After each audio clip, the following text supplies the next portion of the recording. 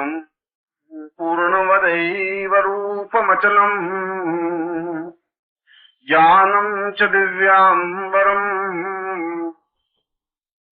आत्मं वै परमं परेश परितम् क्रिययोगमेवाच्युतम् सिद्धं सा सवितां सहेव परितम्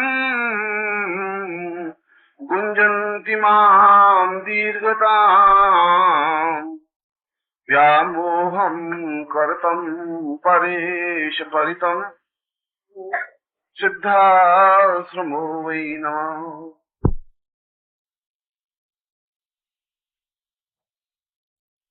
जीवन का एक ऐसा सौभाग्यदायक क्षण,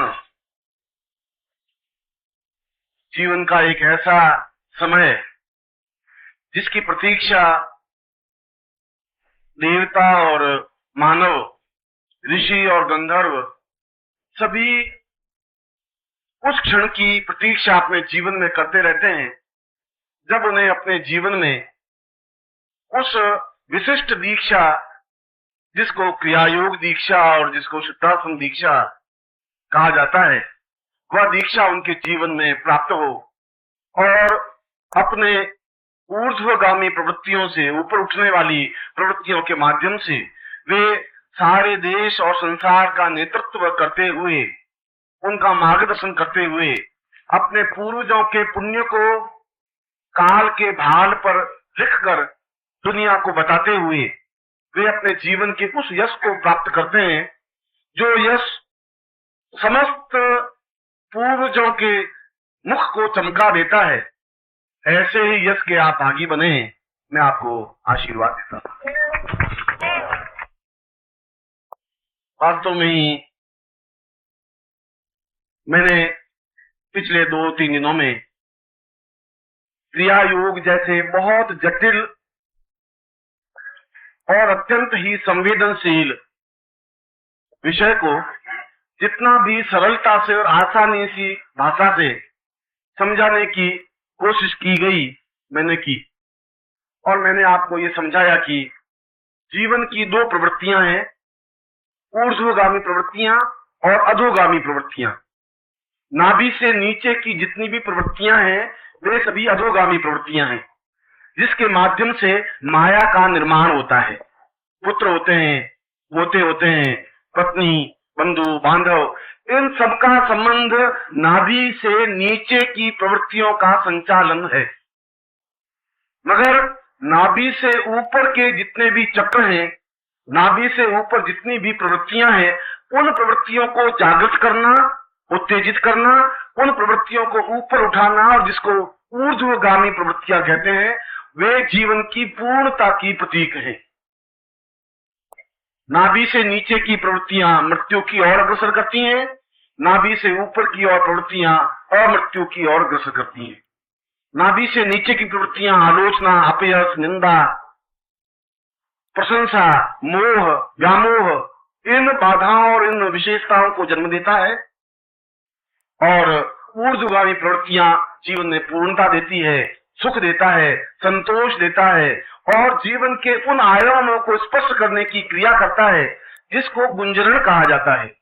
जिस प्रकार से एक पुष्प को देख करके भ्रमर बराबर गुंजरित करता रहता है, गुंजायमान होता रहता है, फूलता रहता है, गुनगुन करता रहता है, जिस प्रकार समुद्र की ओर जाती हुई नदियां बराबर गुंजरण करती हुई बढ़ती ही जाती हैं, ठीक उसी प्रकार से व्यक्ति उस ऊर्ध्वगामी प्रवृत्तियों का गुंजरण करते हुए उस सिद्धाश्रम की ओर अग्रसर होता है, जो कि जीवन की पूर्णता है, जो कि जीवन का आनंद है, जो कि जीवन का सत्य है। और मैंने कल के प्रवचन में मैंने आपको ये समझाया कि क्रिया योग को लाहिड़ी महाशय ने समझाने की कोशिश की, श्यामाचरण जी ने भी समझाने की कोशिश की, विशुद्धानंद जी ने भी समझाने की कोशिश की, मगर क्रिया योग स्वयं इतना अगाध विशाल समुद्र है कि जिसको 2 बाहों में बांधा ही नहीं जा सकता। इसको समझने के लिए अपने आप को समुद्रवत बनाना ही पड़ता है।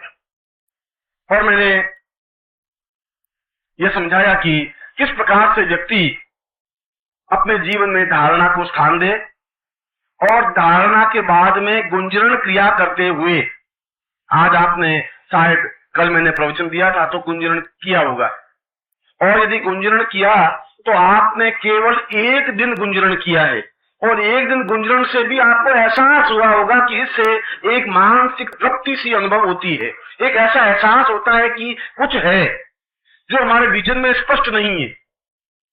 और यदि इसी गुंजरण को यदि आप 10 दिन या 12 दिन या 15 दिन या 20 दिन करते हैं तो आप स्वयं अपने आप में इतना अधिक तृप्ति, इतना अधिक आनंद महसूस करते हैं।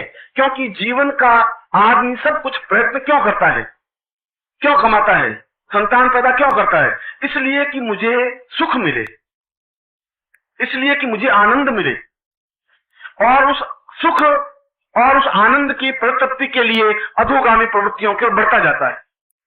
और जितना ही अधोगामी प्रवृत्तियों की ओर जितना ज्यादा बढ़ता है उतना ही वह दुख की ओर बढ़ता रहता है। संतान पैदा करना सुख का परिचायक हो सकता है, पर संतान को 18 साल का बना देना बड़ा ही दुख का परिचायक है, आसान काम नहीं है।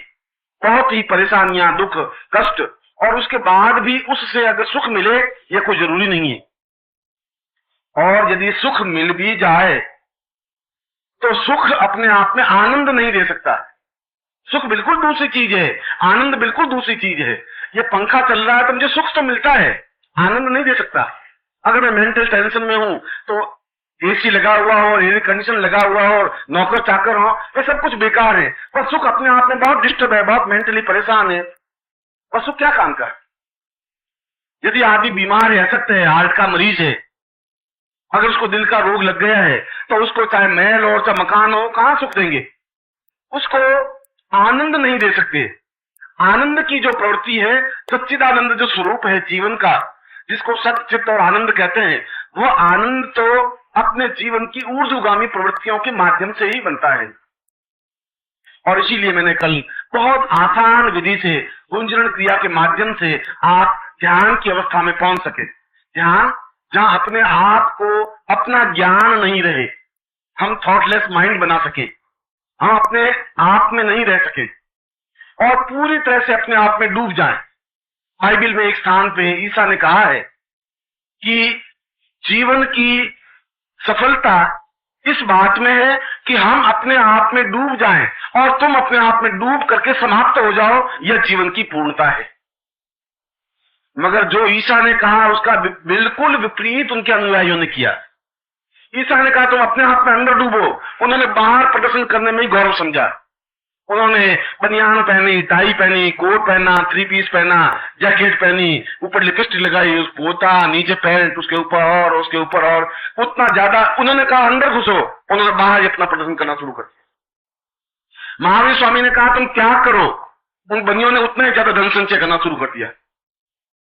जो कहा उन्होंने उनके विपरीत ही चलते रहे। ये जीवन का क्षण है। और ठीक उसी प्रकार से कुरान में मोहम्मद साहब ने अपने लाइन में, आयत में, उन्होंने बड़ी सुंदर व्याख्या की है। उन्होंने कहा एक जगह कि जिस प्रकार से आप जीवन में यदि आनंद लेना चाहते हैं तो तुम्हें भ्रमरों से सीखना चाहिए, तुम्हें समुद्र से सीखना चाहिए, तुम्हें नदी से सीखना चाहिए कि वह निरंतर गुंजरण करता हुआ अपने आप में ही मस्त सफर करता रहता है। ऐसा ही सफर करने से जीवन में आनंद मिलता है। और हमने अपने आप में गुंजरण करना छोड़ दिया, दूसरों को आलोचना करना शुरू कर दिया। ये पड़ोसी खराब है, ये रान भाग गई, वो लड़की बदचलन है, वो ऐसी है, मैं बहुत अच्छा हूं। ये स्थितियां जीवन को, वे सभी पैगंबर, वे सभी ईसा मसीह और वे सभी सुकरात और वे सभी राम और वे सभी कृष्ण और वे सभी उपनिषद एक ही बात की और आपका ध्यान आकर्षित किया है। उन्होंने कहा कि आप अंदर जितना ही अपने आप से बात करने की कला सीख लेंगे, अपने आप में डूब जाएंगे, उतना ही जीवन का आनंद मिल सकेगा। मैं सब आनंद कह रहा हूं, सुख नहीं कह रहा हूं। सुख आप पैसा खर्च करके प्राप्त कर सकते हैं। सुख तो पंखा लगा करके सुख आपको ऐसा लग रहा है सुख है,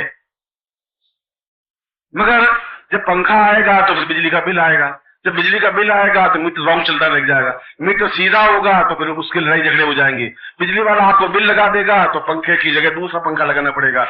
उस सुख से आपको उन तृष्णाओं की ओर भागना पड़ेगा। तृष्णा